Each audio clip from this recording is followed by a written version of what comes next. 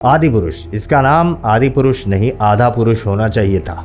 एक कमेंट में तो मैंने देखा आदि मानव लिखा था। रोबोट, दानव, एलियंस, पता नहीं क्या क्या दिखाए हैं। तो दोस्तों गलतियां तो मैंने आपको बहुत सारी दिखा दी। स्क्रीन पर, बड़ी स्क्रीन पर जो मजाक बनाया गया है वो तो दिखता है, लेकिन जो भावनाओं का मजाक बनाया गया है ना भाई, वो दिखता नहीं, दुखता है। छोड़ते हैं, बात करते हैं कि आखिर क्यों।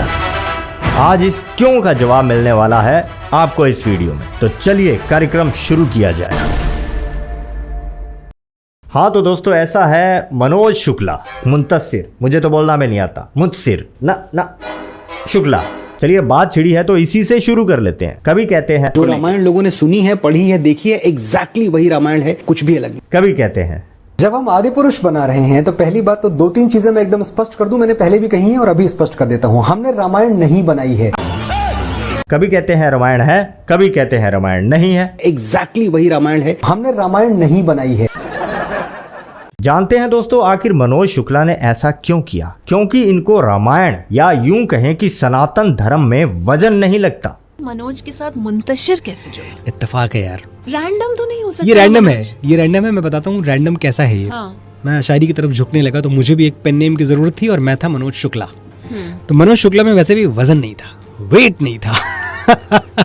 इनकी एक और बात सुनिए, उसके बाद आपको बिल्कुल क्लियर कट समझ में आ जाएगा कि इन्होंने आपकी भावनाओं का मजाक क्यों बनाया। पापा सुबह सुबह उठ के शिव स्त्रोत का पाठ किया करते थे ऊंची आवाज में। बगल में मनोज मुंतशिर ने लगाया होता था, ख्याले गैर को दिल से मिटा दे या रसूल अल्लाह। हाँ तो ये बच्चा जब कच्चा था, आई मीन की सच में बच्चा था, तब से ही इनके दिमाग में कुछ इस तरह के फितूर चल रहे थे, इस तरह की डेवलपमेंट हो रही थी। सोच रखा था पहले ही कि बड़ा होकर मैं कुछ जबरदस्त करूंगा। ये क्या हमारी हिंदुस्तानियों की भावनाओं को समझेंगे जब ये अपने बाप की भावनाओं को नहीं समझे। हनुमान जी का डायलॉग, कपड़ा तेरे बाप का। हाँ वही वाला इन पर एकदम सही फिट होता है। VFX किसके, हमारे। डायलॉग किसके, हमारे। तो जलनी किसकी चाहिए, हमारी। हनुमान जी के लिए दिल में जगह नहीं है, लेकिन चाहते थे कि हमारे हनुमान जी के लिए आदि पुरुष के हर शो में एक सीट आप खाली रखें। डायरेक्टर साहब की बात को लोगों ने ज्यादा ही दिल से लगा लिया। आप खाली रखें। जनता ने पूरे के पूरे थिएटर ही खाली छोड़ दिए। एक इंसान खड़ा होकर मुझे बोल दे कि मैं 2 मिनट बात करूंगा बगैर उर्दू के, तो मैं उसके आगे झुक जाऊंगा। देखा, इनकी नजर में कोई बंदा भारत में ऐसा नहीं है जो कि 2 मिनट बिना उर्दू के बात कर सके। अगर कोई है ऐसा कमेंट कीजिएगा, तो मैं उसके आगे झुक जाऊंगा। मैं गारंटी नहीं लेता कि मेरे कहने पर ये आपके आगे आकर झुक जाएंगे। हालांकि मैंने पहले एपिसोड में ब्लंडर्स का एक पूरा ब्यौरा दिया है आपको, जो गलतियां, महागलतियां इस फिल्म में की गई हैं, लेकिन कुछ नई गलतियां जो पिछली बार रह गई थी। आपकी नजर, भगवान लक्ष्मण को शक्ति लगती है तो उनको संजीवनी बूटी के बारे में जानकारी कौन दे रहा है? विभीषण की पत्नी। अरे भूल गए होंगे, टेंशन बहुत है ना। ये किस रामायण का संदर्भ है? देखिए मैं फिर वही कह रहा हूँ कि ये जो पात्र हैं और जो चरित्र हैं, इसके लिए आपको ओम राउत से बात करनी होगी। और दोस्तों आपको अच्छे से याद होगा कि रामायण में, रामानंद सागर जी की रामायण में ब्रह्मा जी रावण को क्या वरदान देते हैं कि कोई भूत पिशाच कोई नहीं मार सकेगा आप। लेकिन यहां ब्रह्मा जी के मुंह से जो डायलॉग निकले, त्रेता युग के थे ही नहीं, सतयुग से कॉपी मारे गए थे। हिरण्य कश्यप को मिले थे ये वरदान। अब बात चली है कॉपी की, तो लीजिए इन्होंने क्या क्या कहां से कॉपी किया।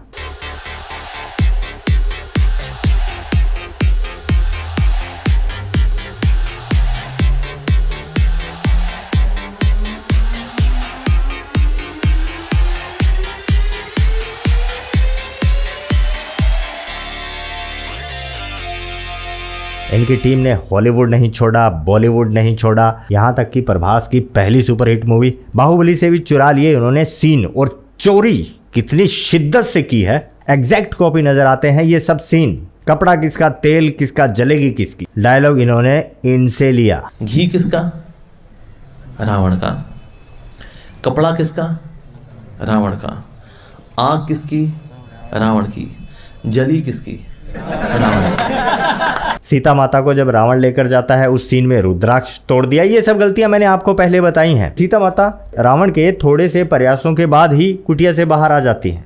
लेकिन ओरिजिनल रामायण में हम पढ़ते हैं जो बताया गया है वो ये कि रावण श्राप की धमकी देता है कि तुम्हारा पति जो मृग के पीछे गया हुआ है वो मरने वाला है, ऐसा हो जाएगा, कुछ ऐसा एग्जैक्टली याद नहीं मुझे। लेकिन तब रावण की सारी कोशिशों के बाद सीता माता बाहर आती हैं, लेकिन यहाँ इनको बड़ी जल्दी पड़ी थी। एक तो इन्होंने स्टोरी शुरू ही वनवास से शुरू की और लास्ट में इन्होंने फाइट को इतना लंबा खींच दिया, उसके बाद भी न जाने कौन सी जल्दी में थी पूरी टीम। जटायु वाला सीन भी मैंने पिछले एपिसोड में बताया, वो देख लीजिएगा कि उस सीन की आवश्यकता ही नहीं रह जाती कि राम भगवान ये सारा कुछ होते हुए खुद ही देख रहे हैं और रावण के पीछे पीछे दौड़ रहे हैं। शबरी माता के साथ जो संवाद था बेरस, ओरिजिनल वाला देखिएगा, आंखों से आंसू छलक पड़ते हैं। और यहां लक्ष्मण की लैंग्वेज भी देख लीजिएगा। बाली और सुग्रीव की लड़ाई कितनी खास होती है, इन्होंने यहां भी जोड़ कर दिया। स्टोरी में बारीक बारीक नहीं भाई साहब, बड़ी बड़ी गलतियां जो साफ नजर आती हैं, ऐसी ऐसी गलतियां की है इन्होंने। फिल्म में राम भगवान, सीता माता, हनुमान जी के साथ ही अन्याय नहीं किया गया, हर किसी के साथ। नल नील को ले लीजिए। समुद्र देव बताते हैं कि आपकी सेना में नल और नील दो भाई हैं, वे जिस भी पत्थर को समुद्र में फेंकेंगे वो ऊपर तैरेगा। लेकिन यहाँ समुद्र देवता ने पूरा क्रेडिट अपने आप को ही दे दिया। उन्होंने कहा कि राम लिखकर पत्थर फेंक दो, बाकी मैं संभाल लूंगा। एक फ्लैशबैक में जब दशरथ और राम भगवान का संवाद दिखाया जाता है तो भगवान राम को किन कपड़ों में दिखाया? सनातन से ज्यूस बना दिया। विभीषण जब राम भगवान से पहली बार मिलने आते हैं तो कुछ खास बंदों को कुछ खास गणों को साथ लेकर आते हैं, लेकिन यहाँ अपनी पत्नी को ले आए। जब श्री राम और रावण की सेना का युद्ध हो रहा होता है तो वहाँ माता सीता को दिखाया गया जंजीरों में। ये सीन देखकर आपको किसी मूवी की याद नहीं आती? बाहुबली, कितना घटिया सीन था यार ये। संजीवनी बूटी का रहस्य मैंने आपको पिछले वीडियो में बताया था। यहाँ पर हनुमान जी बूटी को इसलिए ले आए, पूरे पहाड़ को इसलिए ले आए ताकि पूरी सेना को पिलाई जा सके, और लिटरली पूरी सेना को पिला भी दी। मेघनाथ को वरदान था कि वे अगर अपनी कुल देवी का यज्ञ करेंगे उसके बाद उनका रथ मन की गति से दौड़ेगा, और श्री राम की सेना का टारगेट था कि उन्हें इस यज्ञ से रोका जाए। और यहाँ दिखाया गया कि इस पूल में जब वे स्नान लेते हैं उस समय उनकी शक्तियाँ चली जाती हैं और लक्ष्मण ने उन्हें स्विमिंग पूल में डुबोकर मार दिया।